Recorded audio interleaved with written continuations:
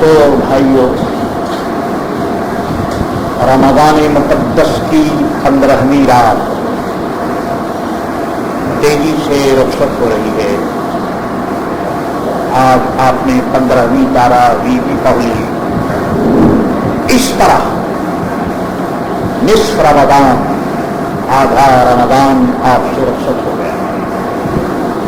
اس سے پہلے بھی آپ کی زندگی میں بہت سے رمضان آئے اور چلے گئے، اور یہ آیا، یہ بھی چلا جائے۔ دیکھنا یہ ہے کہ جو رمضان گزر گئے ان میں آپ نے کیا حاصل کیا، اور اب یہ جو موجودہ رمضان ہے اس میں آپ کیا حاصل کر رہے ہیں۔ حدیث رسول صلی اللہ تعالی علیہ وسلم نے نعمتیں متعجل کر دی، اور جو انعام آپ کو رب کریم سے ملنا ہے وہ بھی واضح فرما دیا۔ اولہ رحمتہ، اوسطہ مغفرتہ۔ اب ظاہر ہے کہ اول تو گزر گیا، اوسط سے آپ گزر رہے ہیں۔ سوچئے کہ اول میں آپ نے کیا رحمت حاصل کی، اور اوسط میں مغفرت کی کن نعمتوں سے آپ مالا مال ہو رہے ہیں۔ خدا کا شکر ادا کیجیے کہ رمضان مقدس کی ان راتوں میں حضرت علامہ محدث کبیر مولانا ضیاء المصطفیٰ زید مجدہ و فضلہ و کرمہ و زیدت معالی یہاں موجود ہیں، جلوہ فرما ہیں۔ آپ بھی روزانہ سن رہے ہیں، اور یہ نعمت سننے کی اور عمل کرنے کی آپ کو مل رہی ہے۔ خدا کرے کہ ان نعمتوں کو آپ دل میں جگہ دیں، دل میں رکھیں، اور غنیمت جان لیں۔ غنیمت جان لو بل بیٹھنے کو، جدائی کی گھڑی سر پر کھڑی ہے۔ رمضان بھی جا رہا ہے، یہ بزرگ بھی اب تشریف لے جائیں گے، اور یہ دنیا آنی جانی ہے۔ اس لیے جس کو جو موقع مل رہا ہے وہ زیادہ سے زیادہ نعمتیں خداوندی حاصل کرنے کی کوشش کرے۔ وما علینا الا البلاغ المبین۔ درود پڑھیے، صلاۃ والسلام علی سیدنا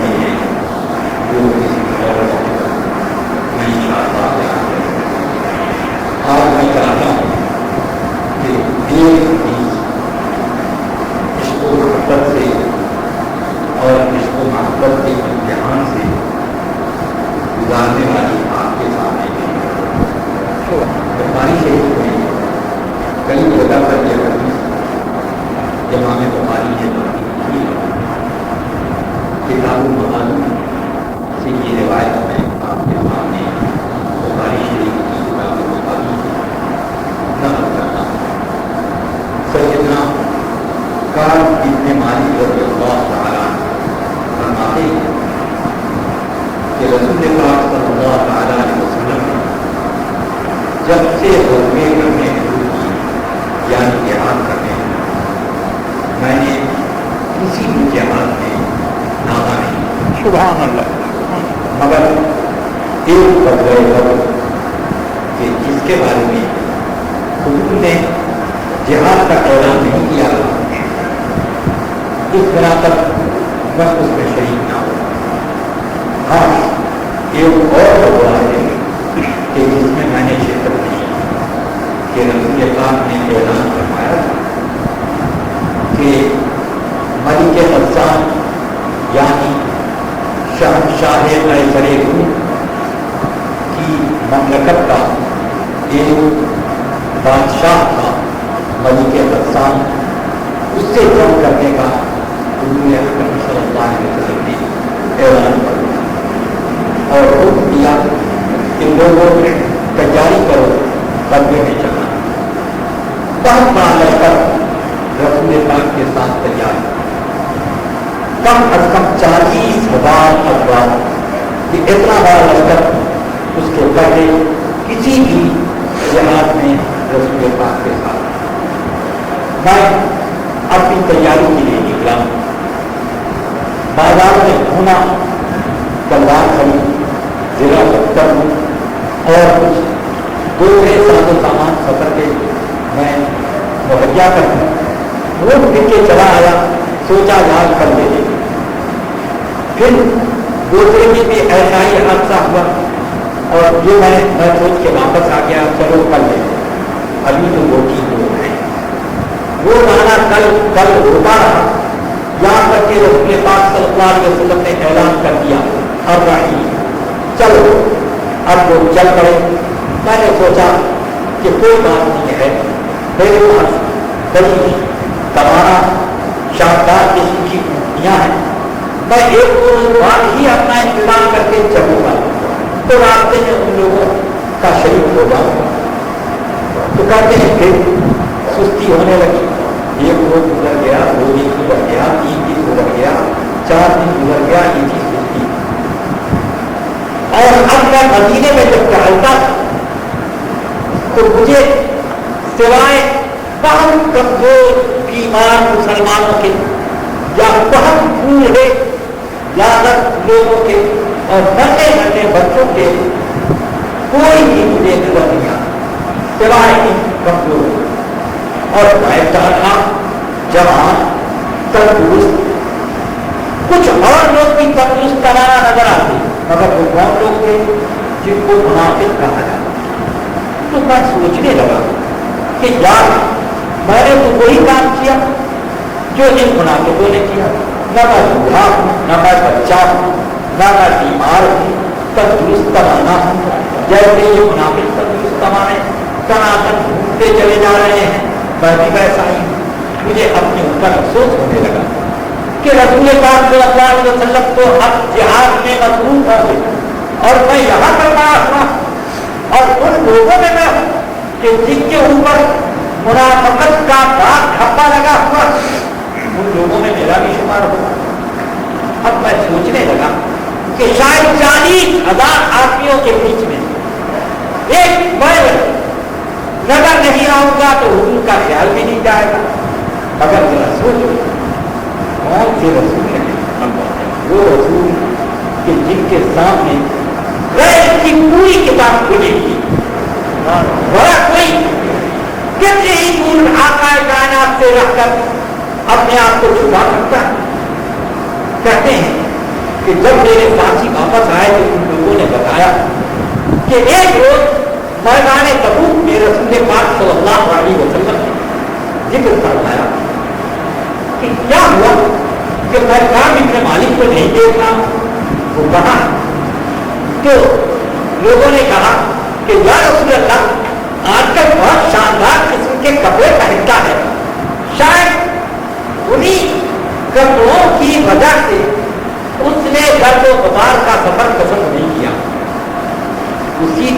میدان میں رہ گیا تو حضور نے کوئی جواب نہیں. پھر اب خبر لگی کہ رسول پاک واپس آئے. 4 مہینے کے لمبے سفر کے بعد آقا کائنات واپس تشریف لا رہے تھے مدینے میں.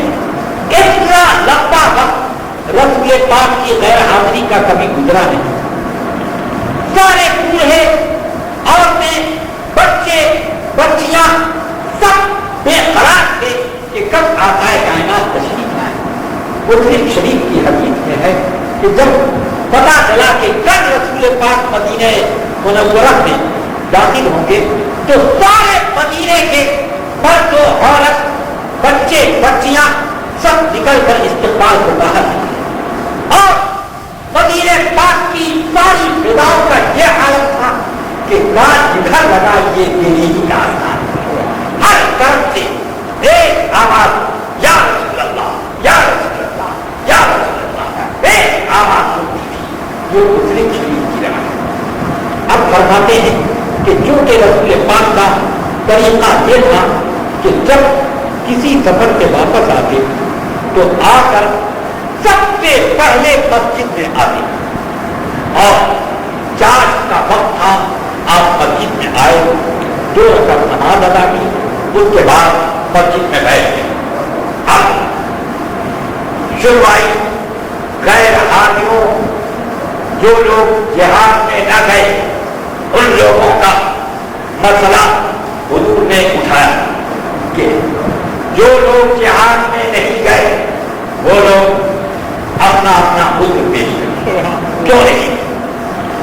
فرماتے ہیں کہ کئی وقت سے میں پلان بنا رہا تھا کہ حضور تشریف لائیں گے تو میں کیا کیا عذر پیش کروں. سوچا کہ بیماری کا عذر پیش کروں گا, کمزوری کا عذر پیش کروں گا, یہ عذر وہ عذر, بہت سارے عذر میں نے سنبھال لیے. مگر جب رسول پاک صلی اللہ علیہ وسلم تشریف لائے اور میں سامنے بیٹھا تو سارے منافقین جھوٹی قسم کھا کھا کر کہنے لگے یا رسول اللہ جہاد میں جانے کا ہمارا بالکل پکا ارادہ تھا پر کیا بتائیں. کوئی کہتا ہے میرے پیٹ میں درد ہونے لگ گیا تھا, کوئی کہتا ہے میں بیمار پڑ گیا, کوئی کہتا ہے بخار آ گیا, کوئی کہتا ہے میری بیوی بیمار پڑ گئی, کوئی کچھ عذر پیش کرنے لگا اور قسم کھاتا. رسول پاک صلی اللہ علیہ وسلم فرماتے کہ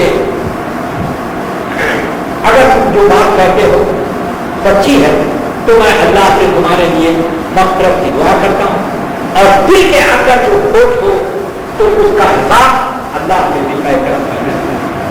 اس کے دل میں وہ حساب دے کرتے ہیں. اب میری باری آئی, میں سامنے گیا تو جتنا میں نے پلان بنایا تھا چہرے پاک پر نظر پڑتے ہی سارے جھوٹے جھوٹے پلان میرے دل سے ہوا اور میں نے عرض کی یا رسول اللہ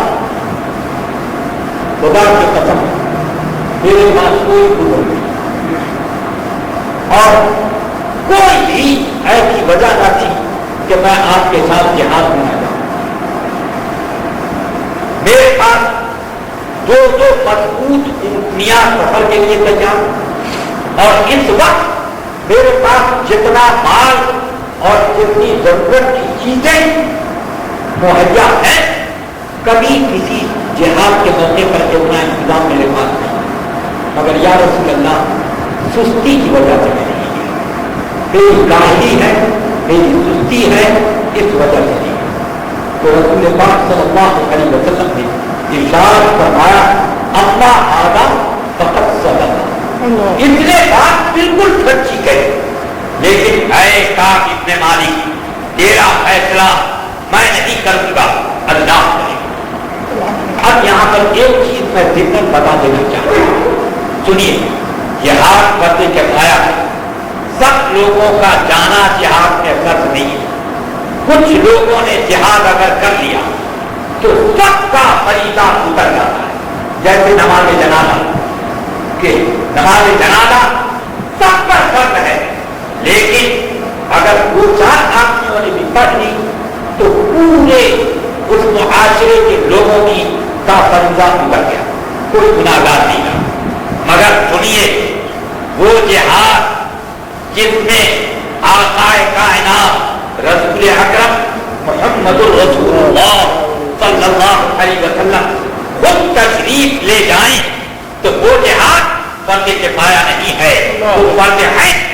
اس میں ہر ایک کا جانا جو جہاد کے لائق ہے اس کا جانا فرض ہے، اگر نہیں جائے گا تو گناہگار۔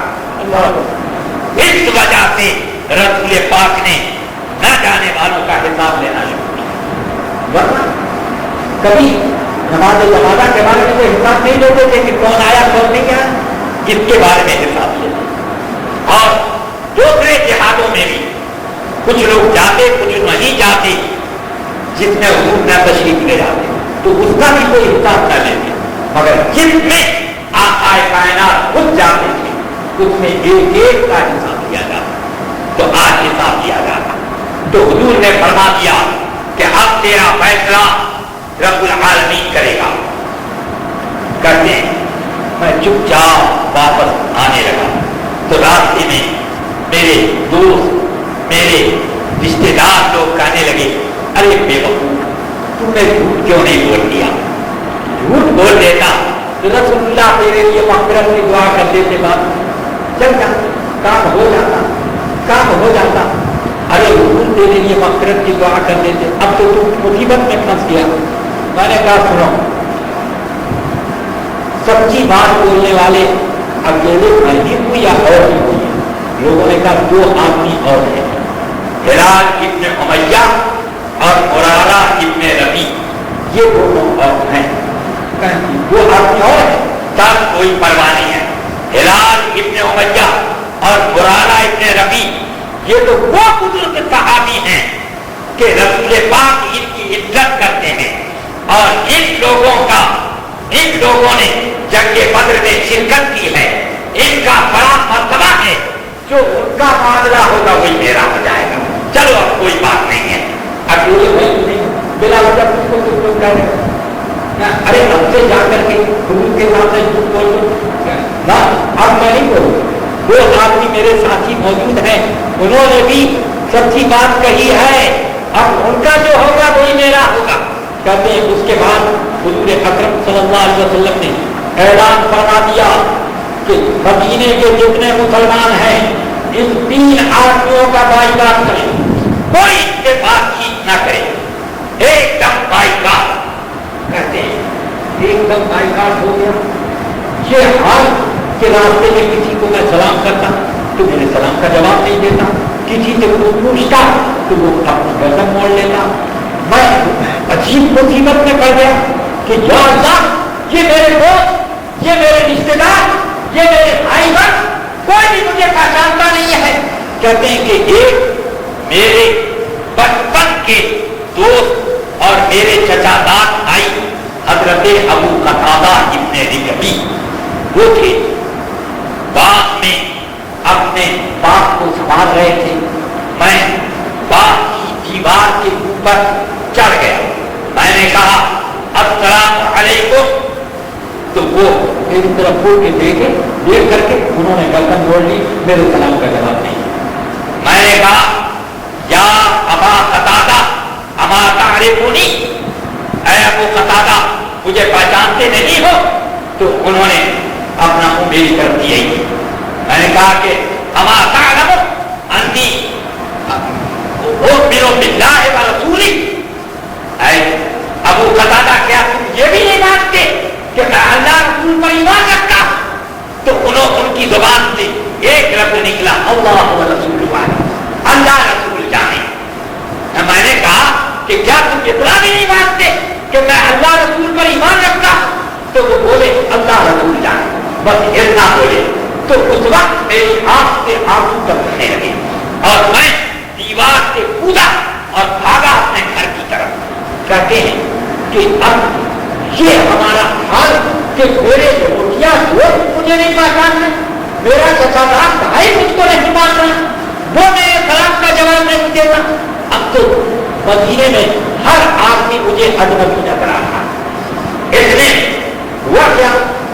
کہتے ہیں کہ سے ابھی 8-9 روز گزرے تھے کہ ایک کار بازار مدینہ میں آیا غلہ بیچنے کے لیے. غلہ بیچنے کے بعد لوگوں سے پوچھنے لگا من کا لکاب ابن مالک, کون ہے جو کاب ابن مالک کا پتہ مجھے بتا دے. لوگوں نے میرے گھر کا ایسے انگلی سے اشارہ کر دیا تو وہ گھر ہے اس کا. تو وہ آیا میرے گھر کے دروازے پہ, تو من لکاب ابن مالک, اس نے پکارا, میں باہر نکلا. کہنے لگا کیا بات ہے؟ کہنے لگا ایک خط آپ کے نام لے آیا. اس نے جیب میں سے خط نکالا اور نکال کے مجھ کو دیا. بادشاہ غسان کی طرف سے وہ خط تھا, جس بادشاہ سے لڑائی کرنے کے لیے میرے آقا نکلے تھے اس کا خط تھا. اس خط میں لکھا تھا اے کعب ابن مالک, ہمیں تمہارے بارے میں یہ خبر مل چکی ہے کہ تمہارے صاحب نے تمہارا ساتھ چھوڑ دیا, بائیکاٹ کر دیا. ایسے موقع پر میں تمہارے ساتھ ہمدردی رکھتا ہوں